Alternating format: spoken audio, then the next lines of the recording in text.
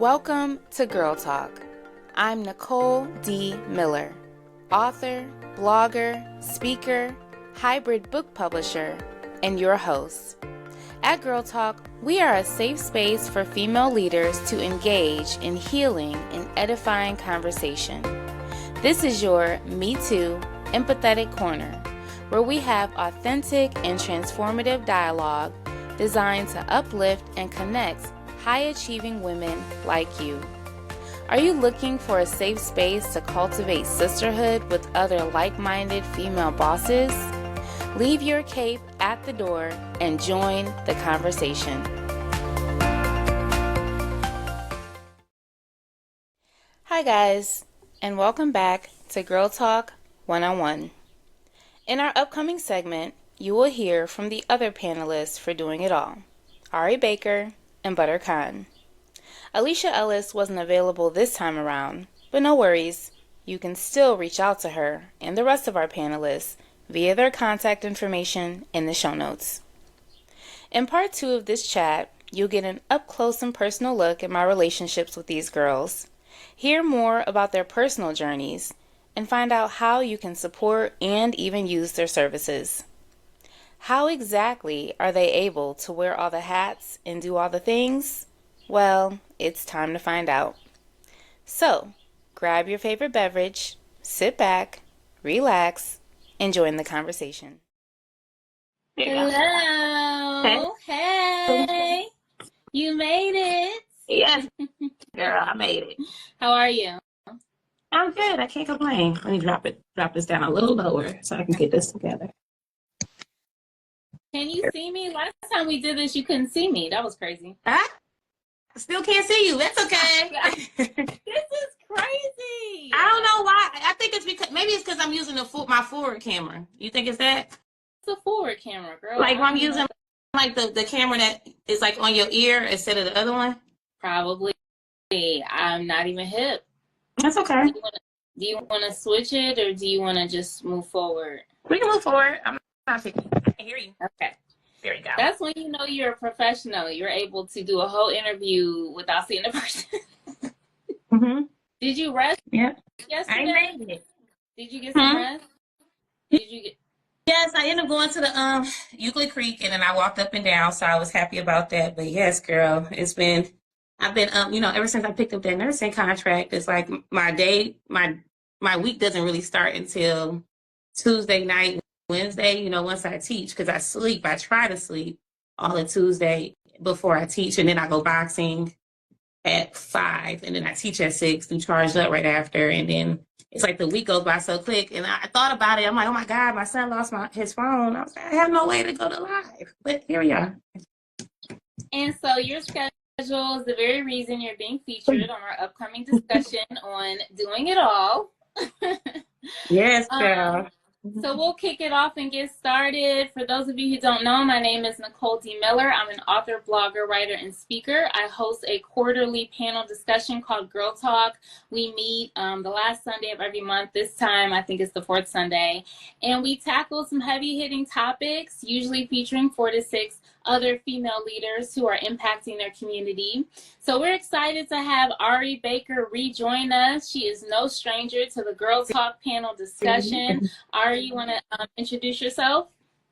My name is Ari Baker. Everyone calls me Ari. I consider myself a nurse fitness instructor. I have my master's in nursing education. I've been a nurse for about 10 years. My primary specialty in hospice, palliative care, oncology, hematology, some cardiac ICU, and some cardiac step down. I teach a class located in Cleveland, Ohio, a step class. I'm a step fitness instructor. I also consider myself a wellness coach. I like to take the holistic approach when it comes to preventing chronic illness in the lower socioeconomic communities. So, and then I'm also a mom of a cool kid with autism, and I do a little bit of everything. Yes, Ari is definitely an inspiration. She wears a lot of hats. You guys probably see a lot of my videos. I'm at her classes Tuesday night, 6 o'clock at the Vaults. So Ari, you are doing amazing things. For those who are kind of aspiring to be where you are, get to that level, like, can you give us a backstory on how you got started? Like, how did you end up where you are now? That's a good question. That's a loaded question. How did I get where I am now? Really, I was just placed in this position. A lot of things that I planned for in my life, I did not accomplish, and a lot of things that I'm accomplishing now, I did not foresee. So, Mhm. um, just to give a little bit of a background, I maintained my bachelor's of nursing at Ursuline College. I got my master's degree at Chamberlain College. I practiced nursing for a few years, fell in love with hospice nursing. To backtrack a little bit, I've always been an athlete. I ran track in high school and some in college. And that led me back to my fitness journey. I started going to a gym called Naturally Gifted that is now called The Vault. It's owned by Philly Whedon. I started stepping just because I like to step. And I was blessed with the opportunity to become an instructor. Never wanted to be an instructor. Never said, oh, I need to teach. I need to show other people. Didn't want to do it. But it was placed in my hands. And I've been an instructor for approaching 4 years now. And it's been a journey. It's been a challenge. But it's been also very rewarding. And of course, my son, I had my son when I was 20 and found out he had autism when he was 2 years old. So it's just been, I keep going to school. I'm addicted to learning. I love education. I love being placed in new situations that call me to show up for people. And I'm a great instructor. I'm a great educator. I love, love, love teaching. That's really my sole purpose, is educating across the board, whether it's fitness, whether it's wellness, whether it's nursing, whether it's advocating for autism. I just like to educate. So that's what I primarily do. And that's how, I don't even know how I got here, just because God wanted me exactly where I'm at. I'm exactly where I need to be. Exactly. And I think because you say yes, right? Yeah. So God gives us the call, and not everybody says yes, and you answered the call. I feel like I have a similar experience because my background is not in writing, it's not in being a creative. I'm totally out of my comfort zone. But saying yes to purpose is kind of, it opens these doors that you don't even realize you're going to end up walking in. So I think a lot of people who are kind of like, how did they get there? How are they doing that? It's like saying yes to the very first thing that's coming, Yeah, And yeah, you never yeah. know what's going to lead. And sometimes saying So, yes is very scary. Yes is very scary sometimes. Because self-sabotage is real, or just not being able to see the talent that you have that everybody else can see. You know what I mean? yeah, When people were like, "You'll be a great instructor," I said, "What? yeah, Not me. I don't want to do it. Don't put me in a yeah. position. I don't want to be in management. Don't put me in a position to where I can influence people on that scale." But when it kept happening, people kept asking me, and then one day it just kind of fell on my lap to where I had helped someone teach a class, and they was like, "Okay, we're gonna make you an instructor." I didn't even seek it out, didn't have to pay for it or anything. So when God wants you to do something, sometimes it has nothing to do with you. It just falls in your lap because that's exactly what you're supposed to be doing and where you need to be. And I definitely agree that others can see it in you before you see it in yourself. I was just telling a young woman today, I had 2 books published, never saw myself as an author, never saw myself as a publisher. Like, you're walking in it, but you don't see it. And that fear is real. And I feel like I had to get to the point where it's like, just do it scared. Like, I Yeah. was scared to go on live. So I started making myself go on IG Live every week, every Wednesday. Because I hate it, because I'd be scared. But it's like, just do it. Just do it scared. Just do it. And it's good to prepare yourself for fear, because a lot of times when you're called to be successful, you're going to be in uncomfortable situations. You're going to have to speak in large groups of people. You're going to have to talk to people in rooms who may be more educated and more experienced than you, and you just have to get it out the way. It's almost it's not beneficial for you to hold it off when it's inevitable anyways. That is agree. I agree. I agree 100%. So the next question I ask is, what is your primary motivator for what you do? Well, my son is my primary motivator. I think about it all the time. He keeps me going. He keeps me accountable. He keeps me organized, because I don't have the privilege to be lazy with him, because he does have special needs, extra accommodations that I need to look at. I stay focused because of him. It's a lot of times where I'm exhausted and I want to give up, but my son is constantly watching me. So he's my primary motivator. And then a lot of people, like even strangers, I ran across the meme the other day that say, like, your strangers will support you more than your family. A lot of times, it seems like clockwork. All the times where I'm ready to give up, or I need to take a break, or I'm thinking about quitting something, someone out of nowhere comes on my IG or my Facebook, or I run into them at the restaurant or at a mall, and they're like, I just want you to keep going. I see what you're doing. You're really great. You inspire me. And then you're like, I can't give up. How there are people counting on you that you don't even know exist. Wow. So you have to keep going. That's deep. It does remind me of the scripture where Jesus talks about a prophet is not accepted in his hometown. Girl. You know, so see that he was rejected in his hometown, but accepted other places. Mm-hmm. So Mm-hmm. Yep. I can definitely resonate. Yep. We kind of touched on this a little bit when you talked about being successful. So how do you define success, and do you feel successful? That's a good question. Well, how I define success is, are the people in your life and do you feel full? I know a lot of people who are wealthy, have a lot of things, and they are depressed. They are constantly seeking, pats on the back and verbal cheers and praises because they just can't find themselves a space to be happy. They feel empty. So do you feel full in whatever you're doing? Do you feel accomplished in whatever you're doing? I mean, even if you're making a lot of money, do you feel like you're paying it forward? And that's why, like, with being a nurse, one thing I can say about being a nurse, even though it's very challenging, very tiresome, I feel full with it because I know I'm doing something. I can leave my shift at night, well, during the day, so I work nights, knowing that I've done something to impact somebody else. So that's how I measure success. It can't be just doing a whole bunch of things for naught, just to say that you accomplished it. Do I feel successful? I do feel successful. I feel like I'm working on it. I have a little bit of an issue with checking things off a list and not really basking in the things that I'm successful in. Yeah. Like, example, when I got my master's, I didn't really be like, oh, I feel so good I have my master's. The next thing I thought of, oh, I need a PhD. Or like, you know what I'm saying? Like, I wanted to go to Ebony Fit. As soon as I went to Ebony Fit, oh, I need to go here. You know what I'm saying? So we're not careful, we'll sabotage ourselves. But I think I am very, very successful, but I'm not content where I'm at. It's still things that I want to accomplish, places I want to go, people I want to meet, spaces I want to be in that I feel like I deserve to be in. I think you definitely touched on a few things that we can't define success by external things. We know that we can't be fulfilled by money or clothes or a partner.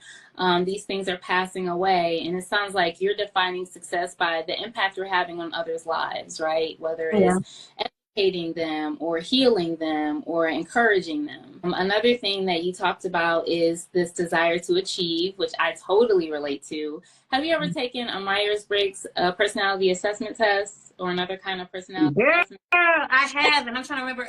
I have taken it. I've taken it so many times, and I can't remember what personality I have. I'm not type A. I'm very flow, but then not at the same time. It's crazy. It's very weird. I need to take it again, but I took it when I was a baby nurse because it shows you what type of nurse you're going to be too, like how you're going to run your practice and everything like that. And I took it like 2 years ago, but I can't remember, but I think I need to. Well, it made me think of the one that is the Myers-Briggs, and I remember I scored as an achiever, which I think that you would identify with. And what I realized about myself is I'm always on to the next thing. It's like, okay, I did this, I want to do this. I did this, I want to do this. And similar to you, I'm not like basking in what I've accomplished. And I wrote a blog about it that I didn't feel successful. I struggle feeling successful. Like I will feel accomplished. Like I've done things and I believe it's purposeful and I believe it's eternally purposeful. But because my definition of success is, well, I haven't done this, I haven't done this, I haven't done this, kind of similar to what you were saying, that it keeps me from like fully feeling it. But I think that's a part of being this achiever where we are goal oriented, which is great. And we see the big picture. Other people are like, but you did this. But we're like, but I'm supposed to be here. Yes. That's exactly what it is. And if it wasn't for friends in my life, like I have a friend, her name is Move with D. She was like I took a big step 3 years ago to leave an organization, and we were talking about everything I've done since then. She was like, and look where you're at now. Look how much you've done. And I went back and I looked at all my videos since I left till now, the places I've traveled to, the events I've done, the people I've met. And I was like, oh my God, like I really have done a lot, but it's always just me saying, and me having to get out of the spirit of comparing my success to somebody else's. Right. Well, they did this and they have that, so I need, and I will say this year I stopped doing that and I'm like flourishing. I'm not, it's like as soon as you let go of that, that idea of what you're supposed to be having, instead of just focusing on one thing at a time and just being very present and grateful in the moment, man, I'm telling you, things will really shift. I didn't say I stopped caring, because I do care. And sometimes I get a little anxiety about the success of my classes and me progressing as a nurse. But I just always am very much intentional with saying, His will be done. And just leave it alone. Because, I mean, at the end of the day, there's nothing else I can do except be consistent and show up. That's all. That's all I can do. I 100% agree. Comparing ourselves to others is always a trap. I feel like the word God gave me was to compare myself with my former self, right? Mm-hmm. So as long as there's growth, and we need to celebrate that growth, that's the healthy place to be. So the next question is, what are you working on right now? What do you have? Oh, girl, I'm very excited. Okay. Right now, I haven't talked about it, but I am launching my own STEP certification. I'm going to release it in the fall. I did my manual. I had someone write it up for me. I just have to, fine tune a couple of things. So yes, I do have a certification coming. Can't wait for that. I am traveling to Atlanta. I'm headlining an event called Step Jamboree that's coming up in July. I am doing another event that's coming up. Woo! Yep. I'm doing another event that's going to be in Brooklyn, New York. Wow. In August, I'm very excited about. It's going to be a color party, a step color party. So I'm like, what if I take the step color party on the road? Sure. Like, that's how I feel right now. I think it's going to be themed. So I'm doing that. And was lit. I know. I'm so excited about the next one. It's going to be so fun. I know. I already posted it. I was like, I'm just going to have to be okay with whatever video surface after this liquor and step is combined. It's going to be good. It's going to be fun. We got to step first, get it out the way, and then do what we did the last time. And yes. And then my step party is coming up again in July, and just continuously growing my class and my brand, and just staying very intentional and very conscious of what I'm doing, especially with health and wellness. I do get invited to a lot of speaking engagements in relation to health and wellness, so I would like to see my brand expand in relation to that as well. Like, I'm a great stepper, but I do have much more to offer than just, instructing. As far as step is concerned, I really care about my people and preventative care, holistic care. And I am working on my certification for becoming a deaf doula. So yes, that is my other one. Wow. And you talking about the speaking reminds me, when we were going over the last Girl Talk footage, your gems that you were sharing was getting the most views. Oh. So you were one of our best speakers for engagement. So just to affirm you in that, thank you. Doing more speaking. Thank you. So on that note, what are you looking forward to most about our upcoming Girl Talk Doing It All? I'm so excited to meet all the girls on the panel. I know Butter, but I don't know any of the other girls. So that would be, I love to fellowship and meet other women, especially the last Girl Talk. I really learned a lot. I really felt like everyone had their own niche.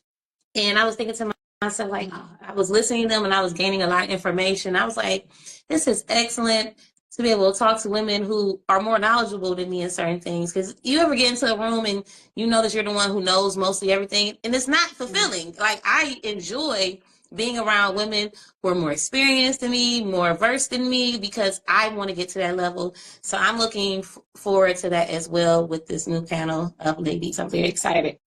And the interesting thing is, I feel the same way. So I intentionally chose people that I can learn from, because for me, people say, oh, you do a lot. I do feel like I do a lot, but I don't feel like I'm doing it all, because I'm not wearing the hat of a mother. I'm not wearing the hat of a wife. So for me, it's like, well, I do this because I don't have kids. I don't know how these people are out here doing all this with these kids. Don't do that to yourself. Don't do that. I mean, you still do a lot. Hats are hats, even if they look different.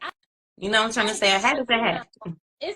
I want to honor the people that I see that are really walking in this greater level of capacity, and I want to learn from that. So for me, I don't feel like I'll be engaging as much. I'll, throw out my 2 cents, but I'm really looking to learn myself. So Well, it's a challenge, girl. It's a challenge, child. It sure is. I can't wait for the conversation. I cannot wait. It's gonna be good. So the last question is, what is doing it all to you? Well, doing it all is pursuing all your aspirations gracefully.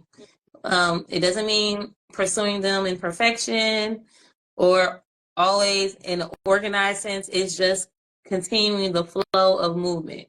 When I wake up, my priority is my son. Some days I feel like the best mother on the planet. Other days I don't. Sometimes on the weekends, because I work on the weekends, I feel like I'm super nurse. Other nights I feel like I'm just doing what I can, But you're going to have days like that where you don't feel like you're 100%, but you can still be able to tap into everything as best you can. So wearing all your hats is just continuously going, not giving up, taking a break when you need to, because there's no shame in taking a break or taking a breather or pouring into yourself and doing self-care. But just maintaining a consistency when it comes to your aspirations and not letting anybody distract you in that. Awesome. All the gems and the jewels from Ari Baker. So you guys, if you want to hear more and join the conversation, please tap in. We'll be meeting next Sunday at Ink Therapy Studio from 6 to 9, June 23rd. We have drinks, we have food, we have networking, we have raffles.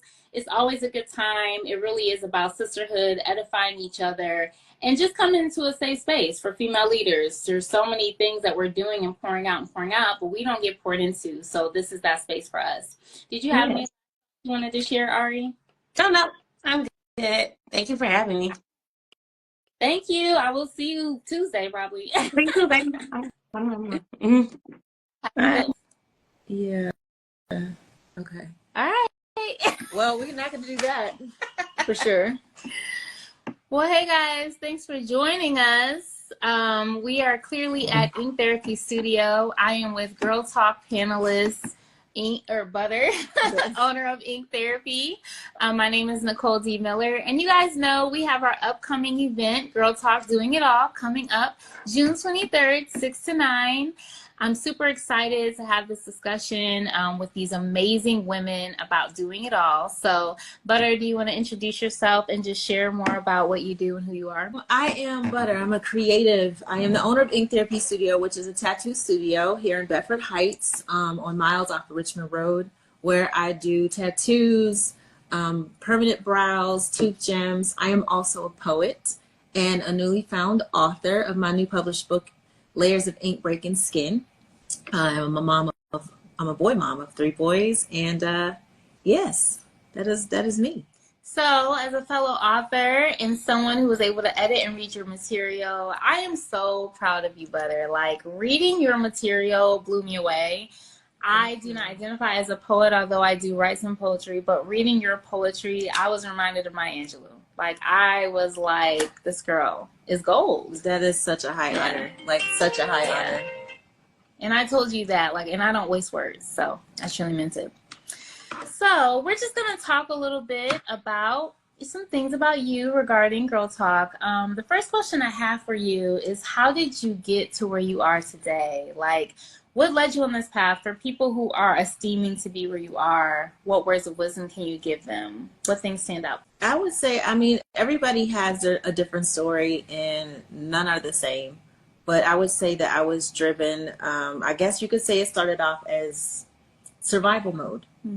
I was always a creative. As a child, I was an artist, and I knew I had a passion to do art in some form or fashion, but wasn't sure exactly how. But I allowed God to guide me, and everything that I did led to the next level of where I was supposed to be. And so I just never gave up. I had so much burning inside of me that it was like, if it didn't work, it wasn't for me. I would keep going and try something else. But I knew I had to do something. I had to touch people. I had to touch lives in some way. And I also had to take care of my children. So how can you implement the two and still be able to survive, just never giving up, just always asking questions, always pushing forward to do what I can do. And then, I guess your passion will guide you to everywhere you're supposed to be. And it led me here. Very inspirational. There's a few things that you said that stood out to me. No two people have the exact same path, right? So often we are comparing. We feel like we fall short. And that's because we're like snowflakes. Like there's no snowflake that's the same. We're like fingerprints. There's no fingerprint that's the same. I think even twins have different fingerprints. So, and the other thing that you said is like, your path was unfolding as you kept moving forward, as you kept trying new things. You didn't discover it overnight. Like it wasn't like this overnight thing, this is my purpose. It was, let me just keep putting myself out there. I know this is the lane I'm supposed to be in. I'm a creative. I have all these different gifts. Right. Let me just keep trying things. Yes. Yeah. Because it's like trying is hard. Getting no is hard. Yeah. No one wants to be told no a million times, right? But with 100 no's, you get a yes somewhere. And my thing was, I had to keep asking myself, is it hurting me more to fail, or what I think is considered failure, for something not to work out that wasn't meant for me? Or does it hurt more to not try it and find out that this was, and that I could have been somewhere else because I didn't even bother to try because I gave up? And it was burning inside of me even more to not follow my passion and do what I was really getting called to do. And what I had in my head and on my vision board, it was hurting me more to not try to see what would happen than it was to sit around and just, then just go try it. So. Wow. Now that mindset to me is such an entrepreneurial mindset. Like not everybody has that mindset to think it's going to hurt me more if I don't do this. Most people are going to be fearful and let that fear keep them and sabotage them. But your mindset was, it's going to be worse if I don't do that. So I just applaud you even for that mindset. Mm-hmm. And I think that is what makes a creative successful, because I think a lot of people are creative and artistic, but struggle with the business part, struggle with applying the foundations that are needed to actually make a hobby a business, as you've been able to do. So I applaud you for that as well. And I see those characteristics have led to your success. Yes. So speaking of success, do you feel successful, and how do you define success? I struggle with that, to be honest. Being transparent, I do struggle with being successful because there are so many levels that I need to hit.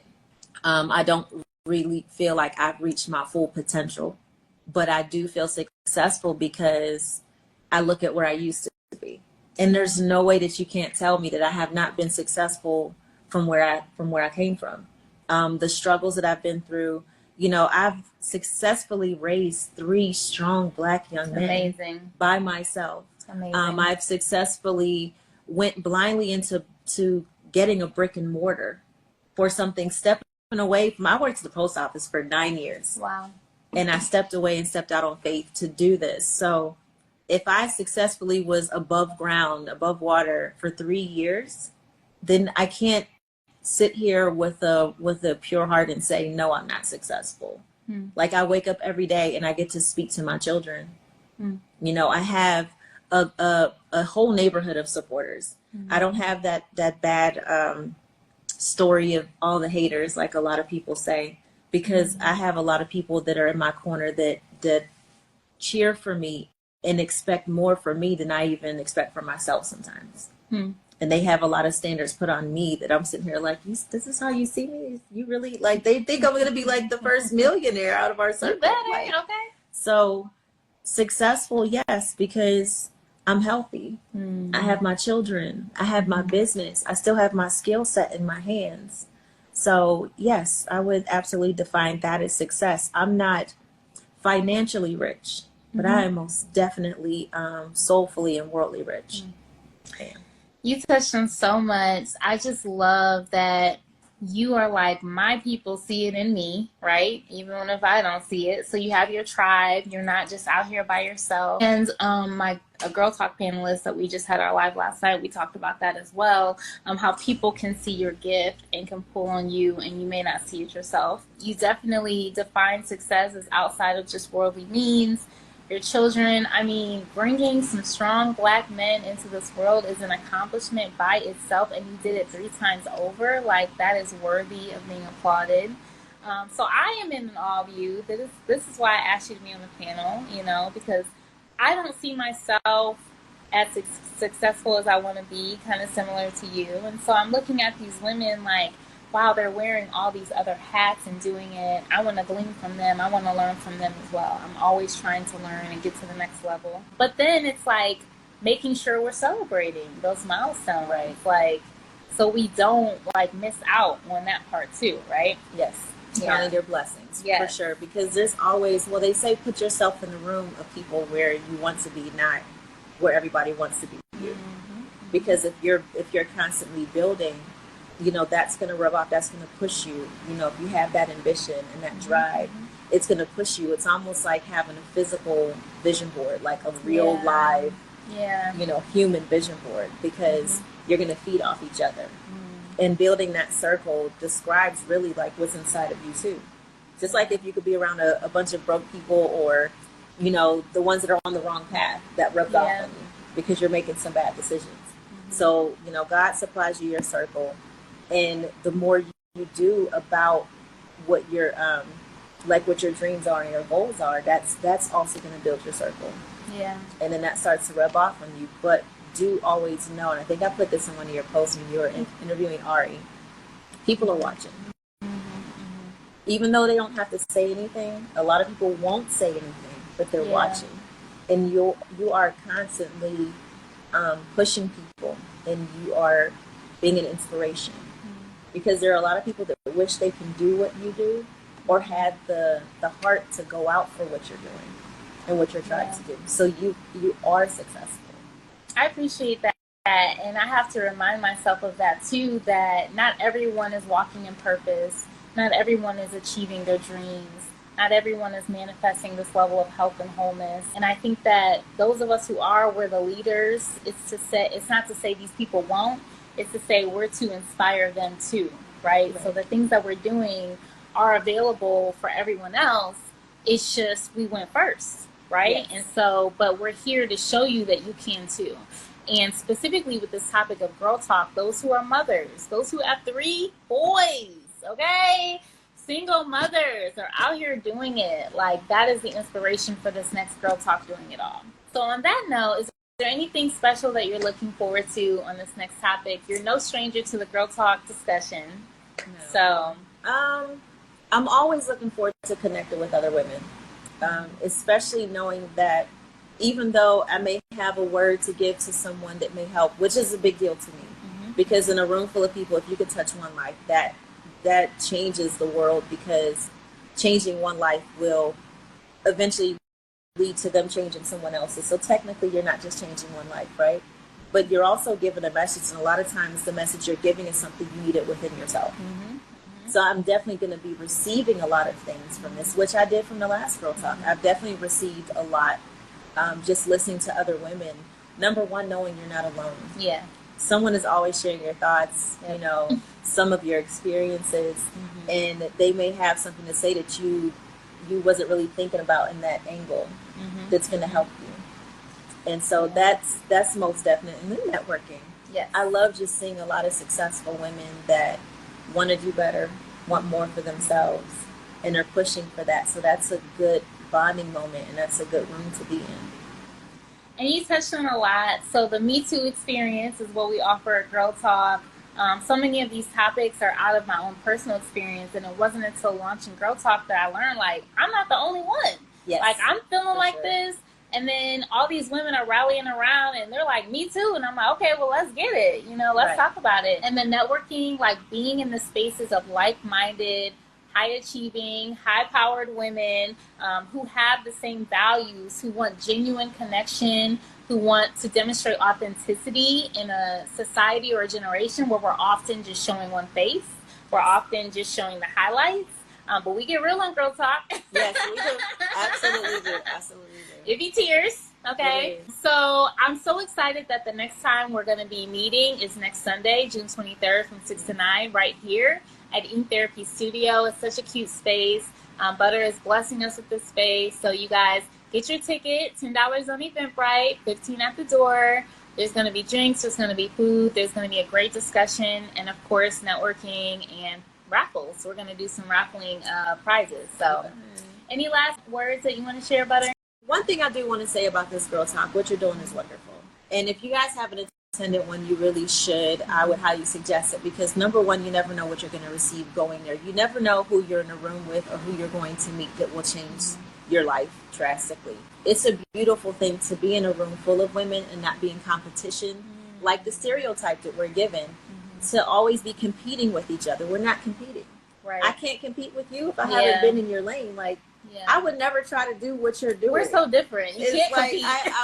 you just can't. No one could be me. Yeah. And I can never be you. No one could ever be you. So just be the best you. So that's one of the most wonderful things about Girl Talk. I really appreciate and I'm honored to be requested to be a part of it. And I know I'm going to get a lot from it. It's going to be a great time. Thank you so much for your kind words. You definitely hit on the truth. We're not competing because we're all so different. We're really spurring each other on into purpose and identity. So that's the purpose. Yes, I really look forward to it. And I hope that I see you guys there next Sunday. Thank you guys for tuning in. We will see you on Sunday. Bye. Don't forget to subscribe, rate, and review this podcast. To continue the conversation, join our Girl Talk community by following @GirlTalkCLE on Instagram and Facebook.com/HTOHB, where you can join the Girl Talk Facebook group. You can follow me personally on Instagram @HTOHB, on Facebook.com/HTOHB, and at YouTube.com/@HTOHB. Feel free to reach out via email info@indiemillerpublishing.com. If you're a writer who wants to take the next steps into becoming a published author, you can book a one-on-one consultation at indiemiller.pub. Just let me know you heard about my publishing house through Girl Talk, and I'll give you a 50% discount on our one-on-one. If you'd like weekly inspirational nuggets, you can subscribe to my blog and monthly newsletter at NicoleDMiller.com, where you can learn more about me and my writings.